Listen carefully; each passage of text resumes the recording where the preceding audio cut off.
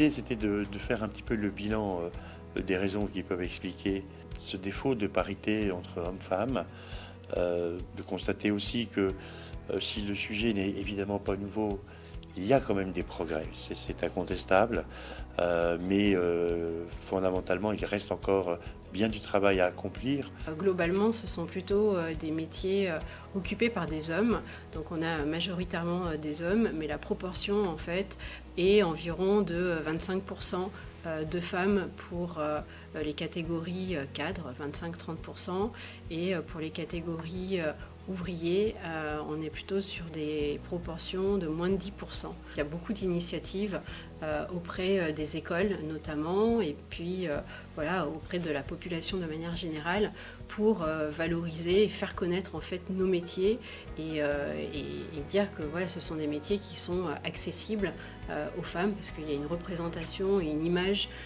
voilà, qui est souvent plutôt une image de métier d'homme, et donc nous travaillons casser un petit peu ces stéréotypes.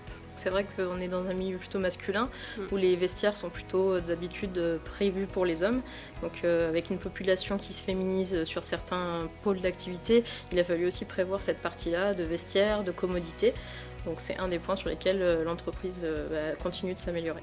Aujourd'hui, on constate qu'il y a une femme sur deux qui est victime de violences sexistes ou d'agissements sexuels dans nos entreprises. L'arsenal réglementaire est plutôt complet, donc lié à la non-discrimination, lié à l'index égalité homme-femme qui oblige les entreprises à faire un état des lieux sur l'état des rémunérations.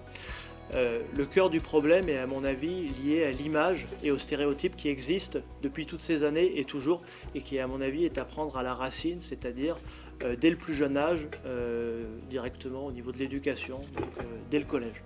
Il y a des possibilités de belles carrières, que les débuts sont pas forcément évidents.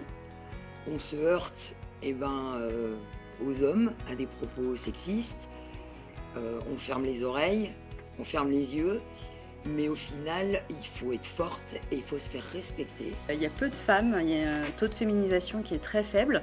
Alors c'est un petit peu logique, il correspond à ce qui est dans la réalité de notre secteur d'activité, le transport.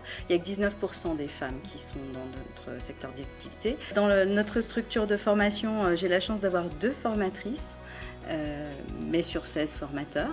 Et au niveau des apprenants, malgré tous les efforts qu'on fait de communication pour faire venir des jeunes femmes vers nous, on est à peu près à un taux entre 8 et 10% de jeunes femmes formées sur le secteur d'activité. Avant de rentrer à l'Aftral, j'ai roulé pendant 18 ans.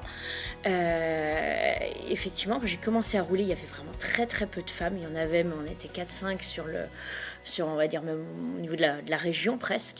Et là maintenant, il y en a quand même un petit peu plus. Mais c'est vrai que ça stagne depuis une dizaine d'années. C'était intéressant cet après-midi aussi de voir finalement ces itinéraires assez surprenants.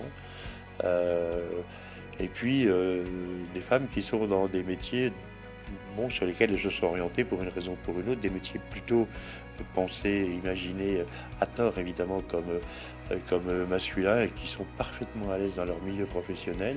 Il y a plein d'espoir aussi, il y a beaucoup de travail encore, mais il y a plein d'espoir pour qu'on arrive enfin à faire reculer de façon beaucoup plus sensible et jusqu'à la parité complète.